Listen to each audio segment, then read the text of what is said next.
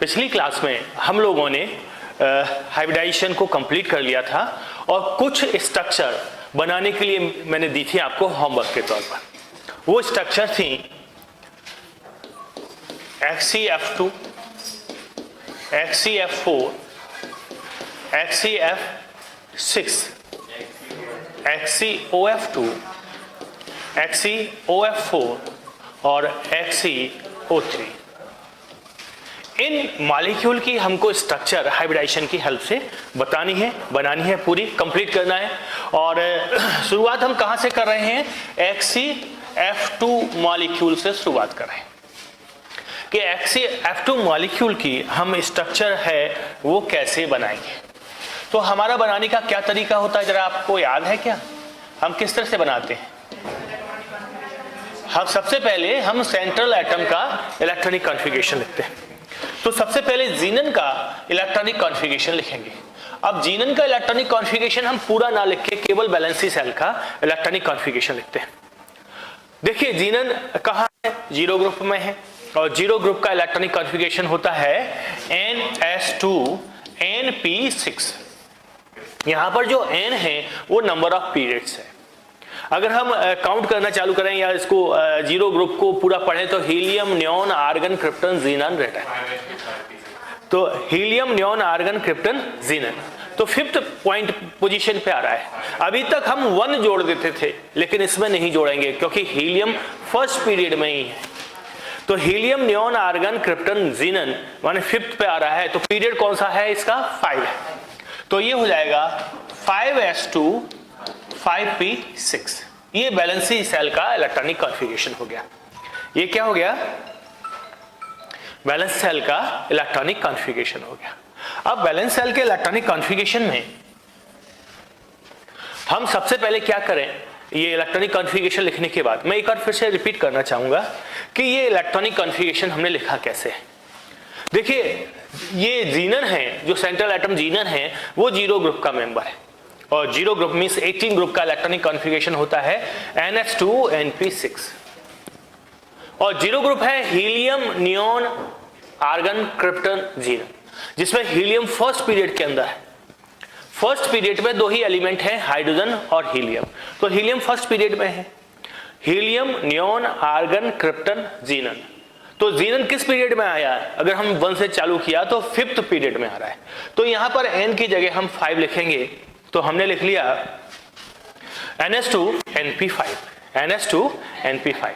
अब हम क्या करें? इसका ब्लॉक डायग्राम बनाते हैं। तो सबसे पहले हम क्या करें? इसका ब्लॉक डायग्राम बनाएं जो वैलेंसी सेल है। तो 5s और 5p। 5s में 2 इलेक्ट्रॉन है और 5p में 6 इलेक्ट्रॉन। 5p में कितने इलेक्ट्रॉन है? 6 इलेक्ट्रॉन है। अब यहां पर देखेंगे कि ये कंप्लीटली फिल्ड सबसेल है। यहां वैलेंसी कितना दिखाई दे रही है? 0। लेकिन हमको वैलेंसी कितना करना है? 2 करना है। तो हम यहां पर ये 5d भी है लेकिन वो कैसा है? वो वेकेंट है, उसमें इलेक्ट्रॉन नहीं थे। तो मैं 5d बना देता हूं। तो हम 2 वैलेंसी करने के लिए क्या करें? ये 5d के अंदर 1 इलेक्ट्रॉन ले जाएं एक्साइटेड स्टेट में। और इसकी जब एक्साइटेड स्टेट बनाएंगे तो वो किस तरह से बनेगा?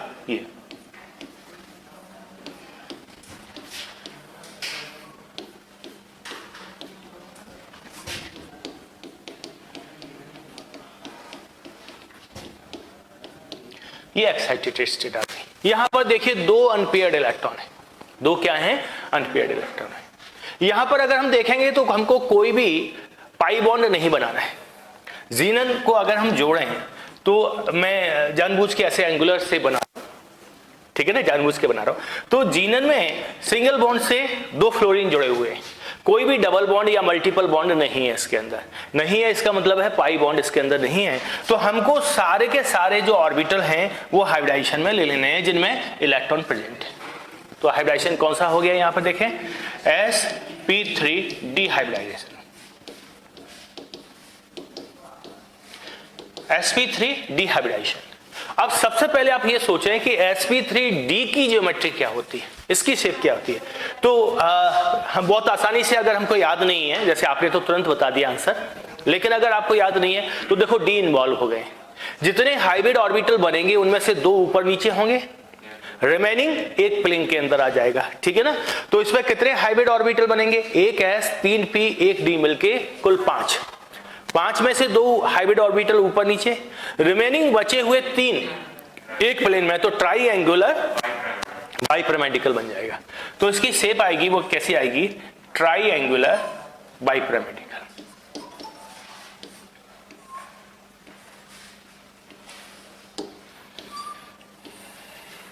ट्राइएंगुलर बाइपिरामिडिकल, जिसमें बॉन्ड एंगल देखेंगे तो ये कितना है, 120 का बॉन्ड एंगल है और ऊपर नीचे वाला 90 का बॉन्ड एंगल है।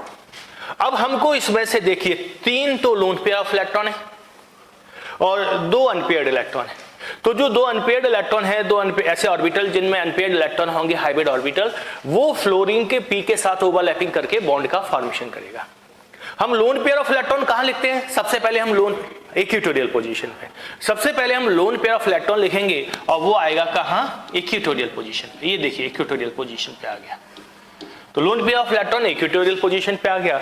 बाकी जो ऐसे ऑर्बिटल हैं, हाइब्रिड ऑर्बिटल हैं जिनमें एक अनपेयर्ड इलेक्ट्रॉन है, वो फ्लोरीन के पी ऑर्बिटल के साथ ओवरलैपिंग करके बॉन्ड पेयर बनाएगा और बॉन्ड पेयर बाकी रिमेनिंग जगह पे आप बॉन्ड पेयर ले लें या फिर एटम को जोड़ दें, ऐसा कह लें। तो इसकी शेप कैसी आ रही है, तो आप ये देखिए लीनियर आ रही है। कैसी ज्योमेट्री आ रही है इसकी, लीनियर आ रही है। तो XeF2 जो है वो कैसा होगा, लीनियर होगा। कैसा मॉलिक्यूल है, लीनियर। बॉन्ड एंगल कितना आएगा, बताएं बॉन्ड एंगल कितना आएगा, वेरी गुड, इसका बॉन्ड एंगल आएगा 180 डिग्री। आप ये भी सोच सकते हैं कि लोन पेयर ऑफ इलेक्ट्रॉन की वजह से कुछ रिपल्सन होगा, तो रिपल्सन होने के बाद भी देखो सिमेट्रिक रिपल्सन हो रहा है, ये तीनों लोन पेयर एक साथ फ्लोरीन को इधर और इधर रिपल कर रहे हैं, तो इससे बॉन्ड एंगल पर कोई असर नहीं आएगा। ये बॉन्ड एंगल कितना रहेगा, 180 डिग्री का ही बॉन्ड एंगल रहेगा। तो XeF2 मॉलिक्यूल की जो शेप आ रही है वो लीनियर आ रही है और बॉन्ड एंगल कितना आ रहा है, 180 डिग्री का बॉन्ड एंगल आ रहा है। क्लियर है ना सभी बच्चों को, किसी को कोई समस्या तो नहीं है, जल्दी से नोट करें बेटा 1 सेकंड के अंदर।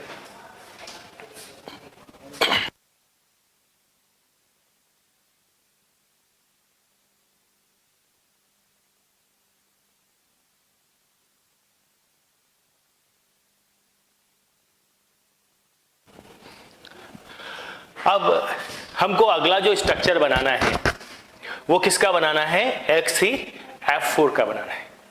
तो मैं क्या करूंगा, इसी के अंदर करेक्शन करते हुए अपन लोग चलते हैं। इसी के अंदर बनाना है XeF4 का, तो किस तरह से बनाएंगे, सबसे पहले क्या लिखेंगे बेटा, इलेक्ट्रॉनिक कॉन्फ़िगरेशन ज़ीनन का जो सेंट्रल एटम है हमने लिख रखा है। उसके बाद ब्लॉक डायग्राम बनाया और ब्लॉक डायग्राम में हमने ये देखा कि इसके अंदर कितनी वैलेंसी है, कोई भी वैलेंसी फ्री नहीं है, कोई भी वैलेंसी क्या नहीं है, फ्री नहीं है। तो अगर हमने एक इलेक्ट्रॉन को एक्साइटेड स्टेट में लेके गए तो कुल मिला के 2 वैलेंसी फ्री होती है। लेकिन XeF4 के अंदर, मैं पूरा क्लियर लिख लूं, XeF4 के अंदर हमको कितनी वैलेंसी चाहिए, 4 वैलेंसी चाहिए। तो एक इलेक्ट्रॉन को अगर हम एक्साइटेड स्टेट में लेके जाते हैं तो 2 वैलेंसी फ्री होती हैं और एक और इलेक्ट्रॉन को एक्साइटेड स्टेट में ले जाएंगे तो 4 वैलेंसी हो जाएगी। तो इस इलेक्ट्रॉन को भी हम एक्साइटेड स्टेट में ले गए और कुल मिला के 4 वैलेंसी हो गई। अब 4 वैलेंसी के लिए क्या है, अब इतना हिस्सा मैं डिलीट कर देता हूं। अब इस इलेक्ट्रॉन को भी, ये जो इलेक्ट्रॉन है इसको भी एक्साइटेड स्टेट में ले गए, तो देखो मैं इसी इलेक्ट्रॉन को ले जाता हूं, ऐसा करता हूं, इसी इलेक्ट्रॉन को हम कहां ले गए, ये ले गए, तो ये आ गया, ठीक है ना। तो ये इलेक्ट्रॉन एक्साइटेड स्टेट में आ गया। तो अब देखिए 4 वैलेंसी कैसी हो गई है, फ्री हो गई, 4 वैलेंसी फ्री हो गई। अब इसी कंडीशन में हमने हाइब्रिडेशन किया, तो कौन सा हाइब्रिडेशन आ रहा है, sp3d2,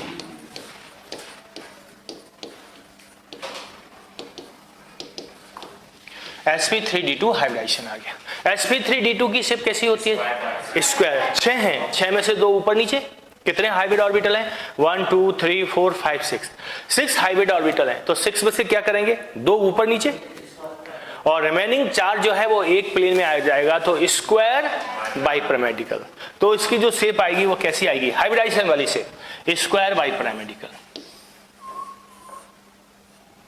सेंट्रल एटम ज़ीनन है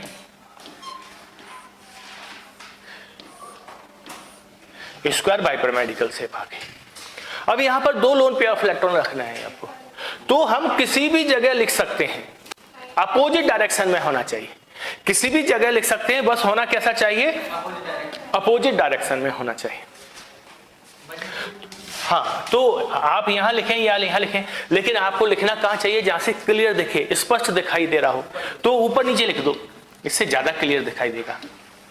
आपने यहां लिखा होगा तो भी उसको ऊपर नीचे ला सकते हैं, यहां लिखा होगा उसको भी ऊपर नीचे ले जा सकते हैं। तो आपने ऊपर नीचे लिख दिया और रिमेनिंग जो है वहां फ्लोरीन जोड़ दिया, तो ये फ्लोरीन आ गया, फ्लोरीन जोड़ दिया, ठीक है ना। अब फ्लोरीन जोड़ने के बाद इसकी जो शेप है वो कैसी आ रही है, नहीं, स्क्वायर प्लेनर शेप आ रही है। स्क्वायर प्लेनर, क्योंकि हम जो लोन पेयर ऑफ इलेक्ट्रॉन होते हैं उसको कंसीडर नहीं करते हैं, ठीक है, स्ट्रक्चर में। तो बताओ शेप कैसी आएगी, square planar. Bond angle 90 degree का होगा। आपको याद है मैंने पहले मना कर दिया था कि वो एक तरफ से रिपल्सन आ रहा था, हाँ, अब इसमें सिमेट्रिक रिपल्सन है, ऊपर से भी आ रहा है और नीचे से भी आ रहा है, तो बराबर रिपल्सन होने की वजह से यहां पर क्या आएगा, इसका square pyramidical square planar shape आएगी और बॉन्ड एंगल 90 डिग्री। क्लियर है सही बच्चों को, ठीक है। तो ये हो गया XeF4 की स्ट्रक्चर। इसी में मैं XeF6 बनाता हूं, ठीक है ना, और इससे अगले वाली स्ट्रक्चर में हम फिर से एक बार दोबारा से बनाएंगे सब चीजें। तो XeF6 बनाएं अगर,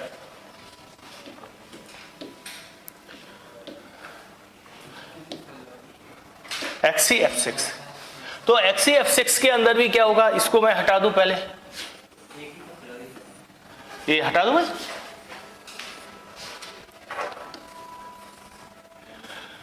अब XeF6 हमको बनाना है।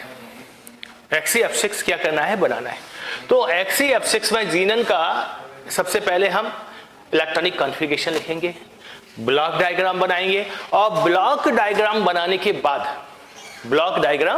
बनाने के बाद हम ये देखेंगे कि कितनी वैलेंसी खाली हमको करनी है, 6 करनी है। तो एक इलेक्ट्रॉन एक्साइटेड स्टेट में ले जाने पर 2 वैलेंसी, एक और ले जाएंगे तो 4, एक और ले जाएंगे तो 6। तो एक और इलेक्ट्रॉन को अगर हम एक्साइटेड स्टेट में लेके जाएंगे, हाँ कुछ कहना है बेटा, एक और इलेक्ट्रॉन अगर हम एक्साइटेड स्टेट में लेके जाएंगे तो बैलेंसी कितनी हो जाएगी, 6 हो जाएगी। तो ये इलेक्ट्रॉन यहां से ट्रांसफर होके कहां पहुंच गया, ये पहुंच गया, ट्रांसफर होके हाँ डी में पहुंच गया। अब देखो 6 बैलेंसी कैसी है, खाली है। अब ऐसी कंडीशन में कौन सा हाइब्रिडाइजेशन होगा जरा बताओ, sp3d3। तो ध्यान देना, इसमें हाइब्रिडाइजेशन तो sp3d3 है, लेकिन मॉलिक्यूल की शेप जो है वो डिफरेंट आ सकती है, उसकी ज्योमेट्री डिफरेंट आ सकती है। तो sp3d3 की शेप बताएं आप तो पहले, पेंटागोनल बाइपिरामिडिकल। तो पेंटागोनल बाइपिरामिडिकल की शेप आ गई।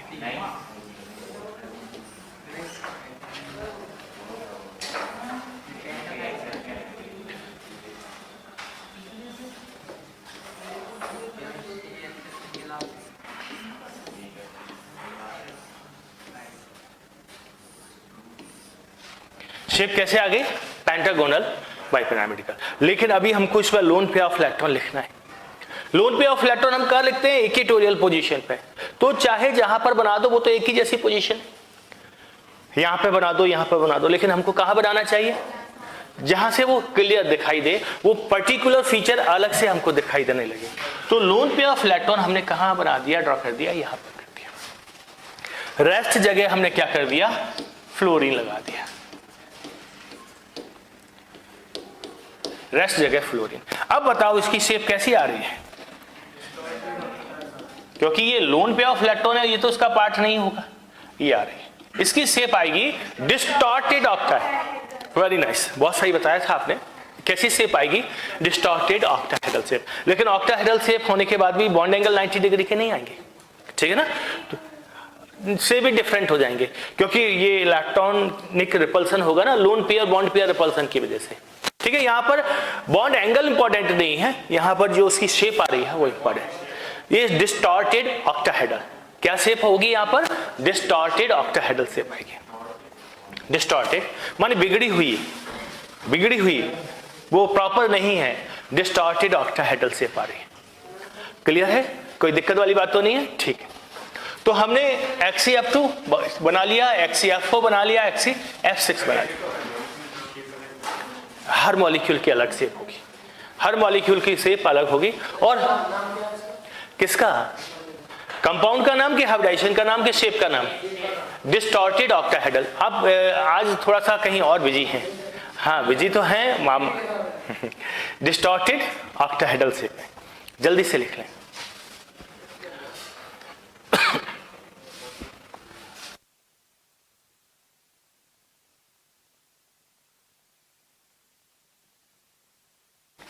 अब हम इससे अगला बनाते हैं XeOF2। तो मैं पूरा ही इस बार इरेज कर देता हूं, केवल इलेक्ट्रॉनिक कॉन्फ़िगरेशन लिखा छोड़ देते हैं, बाकी सब कुछ हटा देते हैं। हमको क्या बनाना है जरा बताओ? हमको बनाना है XeOF2। XeOF2 बनाने के लिए वही तरीका है। सबसे पहले हम क्या करें? सेंट्रल एटम का इलेक्ट्रॉनिक कॉन्फ़िगरेशन जो ऑलरेडी हमारे पास लिखा हुआ है, इसमें ये और चेक करें कि इसमें बैलेंसी हमको कितनी चाहिए XeOF2 में।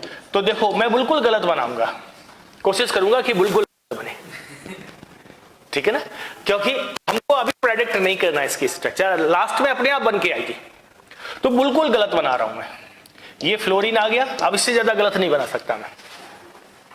तो हमको बैलेंसी चाहिए 4 और उसमें से 1 पाई है, क्योंकि ये 1 सिग्मा 1 पाई है। तो हमारा इस स्ट्रक्चर को बनाने का ऑब्जेक्ट जो है वो ये है कि हमको ये मालूम पड़ जाए कितने सिग्मा और कितने पाई है। ये दोनों सिंगल बॉन्ड है तो ये सिग्मा है, तो 3 सिग्मा 1 पाई है। क्या है? 3 सिग्मा 1 पाई, और टोटल वैलेंसी है हमारी 4, ठीक है ना। तो अब 4 वैलेंसी के साथ हम इसको बनाना चालू करते हैं। तो सबसे पहले ब्लॉक डायग्राम बना लें। S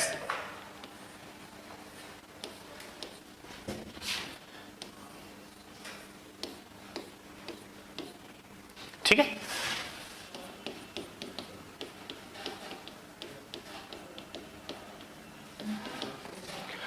5S 5P 5D, ठीक है। अब यहां पर क्या है, एक एक करके हम इलेक्ट्रॉन को एक्साइटेड स्टेट में लेके जा रहे हैं, एक एक करके इलेक्ट्रॉन। तो हमको बैलेंसी चाहिए कितनी? 4। तो एक इलेक्ट्रॉन को जब एक्साइटेड स्टेट में ले गए तो बैलेंसी हमारी हो जाएगी। तो इनिशियली इस समय तो कुछ भी नहीं है, स्टेट में आने के बाद बैलेंसी कितनी हो गई? 2। एक और इलेक्ट्रॉन को एक्साइटेड स्टेट में लेके गए तो बैलेंसी हो गई 4। और नया जो ब्लॉक डायग्राम हमारे सामने आया वो क्या है? ये, इसमें इलेक्ट्रॉन की फिलिंग कर दें। ये दोनों तो पेयर्ड ही हैं। इसके बाद इधर एक्साइटेड स्टेट में आने की वजह से हमको नया जो मिला है ब्लॉक डायग्राम, वो ये मिला है। अब इसमें हमको एक पाई ध्यान रखना है कि पाई है। पाई के लिए क्या करते हैं जरा बताओगे मेरे को? एक छोड़ देते हैं, एक अनहाइब्रिड छोड़ दिया, रिमेनिंग में हमने क्या कर दिया? हाइब्रिडेशन कर दिया। और हाइब्रिडेशन कौन सा हो गया? sp3d। sp3d हाइब्रिडेशन हो गया।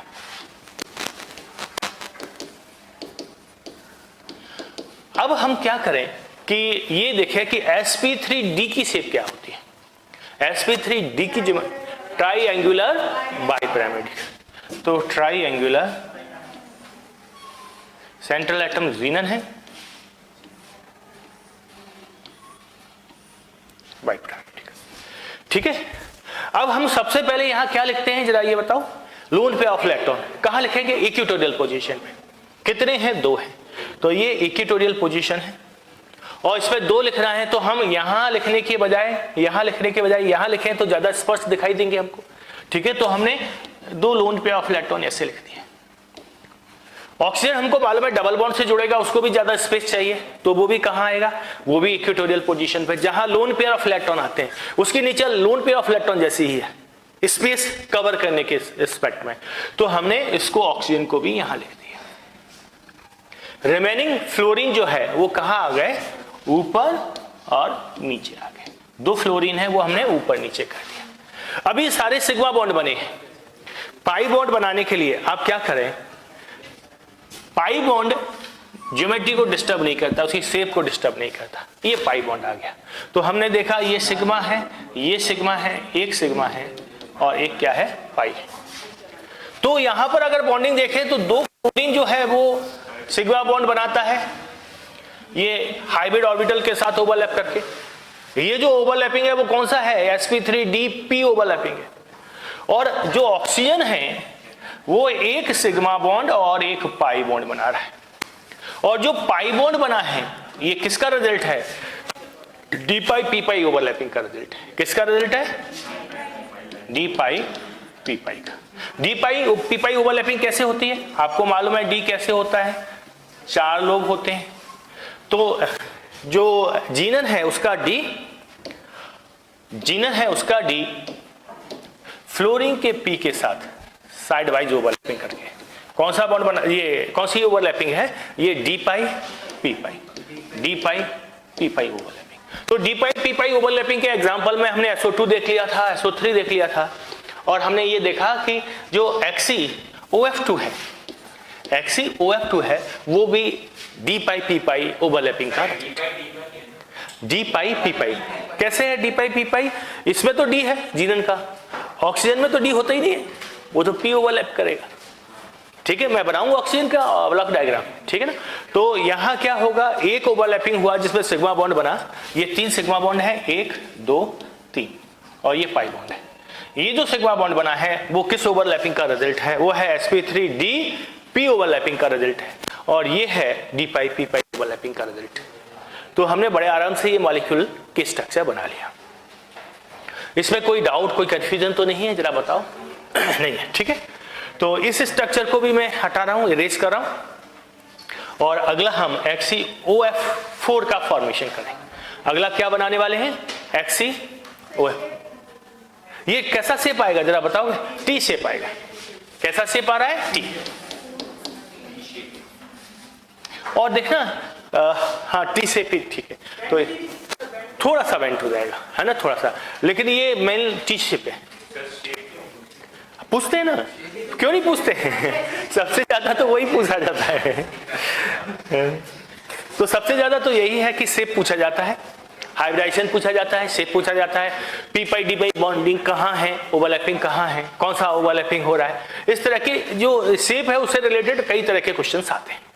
क्लियर ना। हाँ, प्रैक्टिस नहीं, अभी मैं सब सिखा देता हूं आपको, सब कुछ कैसे प्रेडिक्ट करेंगे, कैसे शेप बनाएंगे, कोई पहले नोन की बना देंगे फिर अननोन की बनाएंगे, ठीक है ना। हम सारी शेप को बड़े आराम से निकाल लेंगे, बहुत आसानी से। अगला क्या है, XeOF4 हमको बनाना है। क्या बनाना है, XeOF4। तो XeOF4 बनाने के लिए इन सबको मैं इरेज कर दूं, हटा दूं यहां से।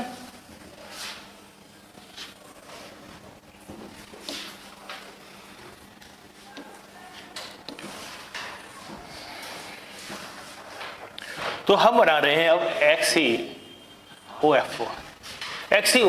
देखिए उसी के अंदर हम करेक्शन करेंगे। सेंट्रल एटम जीनन ही है, तो जीनन में सबसे पहले हम क्या करेंगे, जीनन का इलेक्ट्रॉनिक कॉन्फ़िगरेशन, जीनन का ब्लॉक डायग्राम बनाया। जीनन का ब्लॉक डायग्राम बनाने के बाद हमको कितनी वैलेंसी देखनी है जरा बताओ, 6 वैलेंसी, 2 ऑक्सीजन के लिए, 4 फ्लोरीन के लिए, कुल मिला के 6। हम स्ट्रक्चर नहीं बना रहे हैं, जो रफ स्ट्रक्चर बनाते थे ना, गलत स्ट्रक्चर बनाते थे, वो नहीं बना रहे। हमको 6 वैलेंसी चाहिए, ऐसा ही मालूम है। 6 में से 5 सिग्मा बॉन्ड बनेंगे, 1 पाई बनेगा। 6 बॉन्ड बनेंगे, उनमें से 1 पाई बनेगा, ये हमको मालूम है। तो 6 में से 1 पाई है, रिमेनिंग क्या हो गया, सिग्मा बॉन्ड हो गया। अब 6 वैलेंसी खाली करने के लिए हम एक और इलेक्ट्रॉन को एक्साइटेड स्टेट में लेके जाएंगे यहाँ। तो ये इलेक्ट्रॉन एक्साइटेड स्टेट में लेके गए, तो यहाँ से हटा दिया इस इलेक्ट्रॉन को और हमने यहाँ पर लिख लिया। क्लियर। हाइब्रिडाइजेशन कौन सा होगा, देखो 1 पाई के लिए छोड़ना है, तो 1 पाई के लिए छोड़ने के बाद तो हमने ये हाइब्रिडाइजेशन कराया, तो क्लियर हुआ क्या हो रहा है, sp3d2।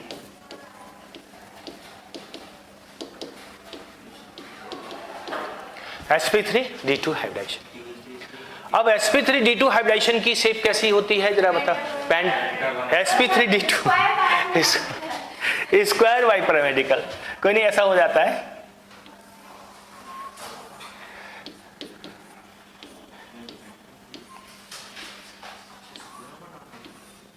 स्क्वायर बाइपैरामेडिकल आ गया। अब स्क्वायर बाइपैरामेडिकल में आप ये देखो, एक लोन पेयर ऑफ इलेक्ट्रॉन है, यहां कोई भी एक्सियल इक्वेटोरियल पोजीशन नहीं है, सब बराबर इक्वल है, 90 डिग्री के एंगल पे। तो हम लोन पेयर कहीं भी लिख सकते हैं, लेकिन हम लिखना कहाँ पसंद करेंगे, ऊपर या नीचे? मैं तो नीचे लिखना पसंद करूंगा, जिससे कि मेरी पूरी स्ट्रक्चर ऊपर की तरफ जाए, ठीक है ना। आप ऊपर भी बनाओगे तो अंतर नहीं है, वो तो कहीं भी लिख दोगे कोई अंतर नहीं है, रहेगा सही। अब मैंने आपसे कहा था एक ऑक्सीजन जोड़ना है, 4 फ्लोरीन जोड़ना है, तो जो ऑक्सीजन है वो लोन पेयर के अपोजिट में आएगा, ये कंफर्म है। लोन पेयर हमने कहीं भी लिखा होगा, उसके अपोजिट में हमको ऑक्सीजन है, क्योंकि ऑक्सीजन की नेचर भी लोन पेयर जैसी है, उसको ज्यादा स्पेस चाहिए एक्चुअली। नेचर उस जैसी है, किस रिस्पेक्ट में कह रहा हूं, स्पेस ऑक्यूपाई करने के रिस्पेक्ट में, क्योंकि वो ज्यादा स्पेस डबल बॉन्ड बनाएगा ना, तो ज्यादा स्पेस चाहिए, तो ऑक्सीजन यहां पर आ गया। रेस्ट रिमेनिंग प्लेसेस पर हमने क्या कर दिया, फ्लोरीन लगा दिया। रिमेनिंग प्लेसेस पर हमने फ्लोरीन लगा दिया, क्लियर। यहां पर हमने क्या किया, लोन पेयर ऑफ इलेक्ट्रॉन ले लिया, ठीक है। अब बताओ उसकी शेप कैसी आ रही है, स्क्वायर पिरामिडिकल, ठीक है ना। अभी हमने पाई बॉन्ड नहीं बनाया है, पाई बॉन्ड उसकी शेप में कोई इंटरफेयर नहीं करता, वो तो बना दिया जाता है। तो हम देखें स्क्वायर है और पिरामिडिकल शेप है,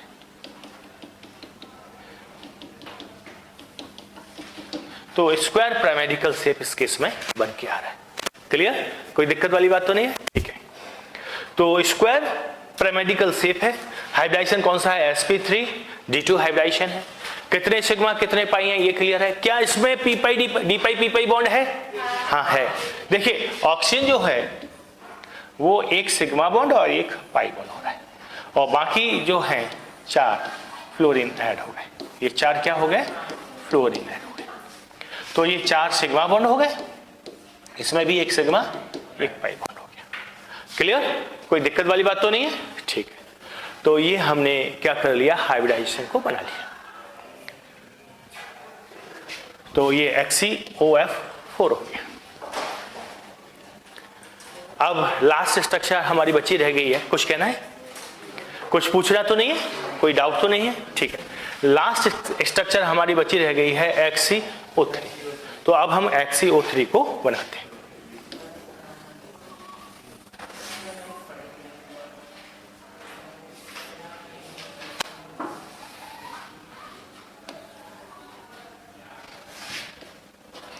HCO3 स्ट्रक्चर हम बना रहे हैं किसका, HCO3 का। HCO3 में बैलेंसी हमको कितनी है, 6।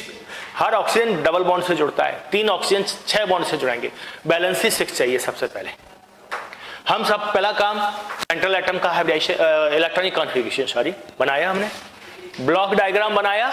ब्लॉक डायग्राम में हमको देखा कि बैलेंसी 0 है, हमको 6 प्रोड्यूस करनी है। एक इलेक्ट्रॉन एक्साइटेड स्टेट में लेके गए तो 2 हो जाएगी, एक और एक्साइटेड स्टेट में लेके गए तो 2 और बढ़ जाएगी, 4 हो जाएगी। एक और इलेक्ट्रॉन एक्साइटेड स्टेट में लेके गए तो कितना हो जाएगा, 6 हो जाएगा। तो नया ब्लॉक डायग्राम बना रहा हूं मैं जिसमें 6 बैलेंसी आएगी।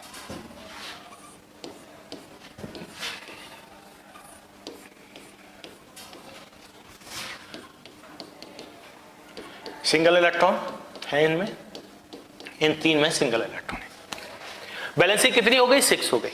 लेकिन अभी देखो हमको मालूम है 3 ऑक्सीजन डबल बॉन्ड के थ्रू जुड़ रहे हैं, तो 3 तो सिंगल बॉन्ड बनाएंगे, सॉरी 3 सिग्मा बॉन्ड बनाएंगे, 3 सिग्मा बॉन्ड बनाएंगे और 3 पाई बॉन्ड का फॉर्मेशन करेंगे। तो ये कुल मिला के 6 बॉन्ड बना रहे हैं। हर ऑक्सीजन डबल बॉन्ड से जुड़ रहा है, डबल बॉन्ड में 1 सिग्मा 1 पाई, दूसरे में 1 सिग्मा 1 पाई, इस तरह से कुल 3 सिग्मा 3 पाई। तो 3 पाई के लिए 3 अनहाइब्रिड छोड़ दिए हमने, 3 पाई के लिए 3 अनहाइब्रिड छोड़ दिए। रिमेनिंग में आपने कौन सा हाइब्रिडाइजेशन देखा, sp3। तो sp3 का शेप जो टेट्राहेड्रल होता है वही आएगा। तो अब देखिए sp3 हाइब्रिडाइजेशन आ गया, ठीक है ना। अब sp3 हाइब्रिडाइजेशन का जो शेप है वो कैसा आएगा, जैसे जीनन है सेंट्रल एटम, पहले टेट्राहेड्रल बनाए, ध्यान देना। टेट्राहेड्रल से ऑक्सीजन ऐड कर दें आप, सॉरी लेकिन एक लोन पेयर है, थोड़ा सा जल्दी बना दिया। तो एक किसी भी पोजीशन पे लोन पेयर जोड़ो, एक किसी भी पोजीशन पे लोन पेयर जोड़ो, एक लोन पेयर है, किसी भी पोजीशन पे लोन पेयर जोड़ो, रिमेनिंग से ऑक्सीजन लगा दिया, ठीक है। तो कैसा शेप आ गया, अमोनिया टाइप का शेप आ गया, ठीक है ना। और तो ये लोन पेयर ऑफ इलेक्ट्रॉन है। अभी इसमें पाई बॉन्ड नहीं बना है, तो हमने 3 पाई बॉन्ड और बना दिया। और शेप कैसी आ रही है, ट्राइएंगुलर, कैसा आ रहा है? Triangular, triangular, triangular paramedical shape आ रहा है। कैसा शेप आ रहा है? ट्राइएंगुलर पैरामेडिकल शेप आ रहा है। और इसमें अगर हम देखें तो जो बॉन्ड फॉर्म हो रहे हैं, 3 ऑक्सीजन जोड़ रहे हैं, तो 3 सिग्मा और 3 पाई बॉन्ड, 3 सिग्मा और 3 पाई बॉन्ड। ये जो तीनों पाई बॉन्ड हैं, ये तीनों पाई बॉन्ड, ये कैसे हैं? ये पी पाई डी पाई है। तीनों के तीनों जो पाई बॉन्ड हैं वो कैसे हैं? पी पाई डी पाई। तो मेरे ख्याल से ये क्लियर हो गया होगा, ठीक है ना? ये 3 सिग्मा, हाँ बेटा, हाँ कुछ नहीं ऐसा, डी पाई पी पाई ऐसा कुछ नहीं, ऐसा कुछ नहीं, आप दोनों बोल सकते हैं। तो नॉर्मली डी पाई पी पाई बोला जाता है। तो ये क्लियर हो गया ना, कोई दिक्कत वाली बात तो नहीं है, ठीक है। तो आप ये भी से बना ले, हमारा ये भी क्लियर है। तो आपने XeF2, XeF4, XeF6, XeOF2, XeOF4 और XeO3 बनाना सीख लिया है, एक सिस्टमेटिक तरीके से बनाना सीख लिया है। हमने काफी सारी स्ट्रक्चर सीखी हैं, लेकिन आप ये देखें कि इनको बनाने में काफी समय लगता है। ये प्रेडिक्ट करने में कि कौन सा हाइब्रिडाइजेशन है आपको यहां से चालू करना पड़ता है। तो हमको कुछ ना कुछ शॉर्टकट इसका देखना है। तो शॉर्टकट कुछ मिक्स करके मैंने बनाया है, वो शॉर्टकट मैं बताता हूं, बिल्कुल सिंपल सा है। आपको किसी भी मॉलिक्यूल के अंदर हाइब्रिडाइजेशन देखना है, किसी भी मॉलिक्यूल के अंदर हाइब्रिडाइजेशन प्रेडिक्ट करना है, उसकी स्ट्रक्चर प्रेडिक्ट करना है। ध्यान देना, हम दोनों चीजें साथ साथ करते हुए चलेंगे। सब कुछ, कितने लोन पेयर होंगे, कितने बॉन्ड पेयर होंगे, बॉन्ड एंगल कैसा होगा, शेप कैसी होगी, ये सब चीज एक साथ हर स्ट्रक्चर में इंडिविजुअल स्ट्रक्चर में प्रेडिक्ट करते हुए चलना है, ठीक है। तो मैं इसको हटा दूं, पहले हम ऐसा करते हैं, ये डिसाइड कर लेते हैं कि किस किस की स्ट्रक्चर प्रेडिक्ट करनी है। तो जैसे जिनकी स्ट्रक्चर हमने अभी तक बना ली है, जिनकी स्ट्रक्चर हमको मालूम है, हम शुरुआत वहां से करते हैं कि उनकी स्ट्रक्चर प्रेडिक्ट करेंगे। उसके बाद जो अननोन स्ट्रक्चर हैं उनको उनके पास जाएंगे। तो अभी तक जो हमने डिस्कस कर लिया है वो कौन कौन सी स्ट्रक्चर डिस्कस कर लिया, जरा बताएं। सबसे पहले हमने BeCl2, उसके बाद BF3, उसके बाद बताते चले CH4 है ना, और NH3, उसी ऑर्डर में H2O, PCl3, PCl5 और SF6, IF7, ठीक है। ये एक लिस्ट हुई थी। उसके बाद फिर हम हेलोजन, इंटर हेलोजन कंपाउंड्स पर आए थे। तो जैसे अगर एग्जैक्टली वो नहीं तो जैसा कोई स्ट्रक्चर आ जाए, क्या BrCl3, BrCl3, इसके बाद बताएं ICl5 था, ICl5 था या IF5 था, कुछ था, ICl5 था, ठीक है। SO2, SO3, क्या कह रहे हैं बेटा? ClF3, लेकिन हमने अभी वो स्ट्रक्चर लिए जिनकी हमने बना लिए। वो ClF3 की स्ट्रक्चर या BrCl3 की सेम स्ट्रक्चर आएगी।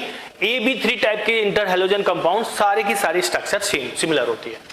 SO2, SO3, उसके बाद अभी जो किए थे XeF2, XeF4, XeF6, XeOF2, XeOF4 और XeO3,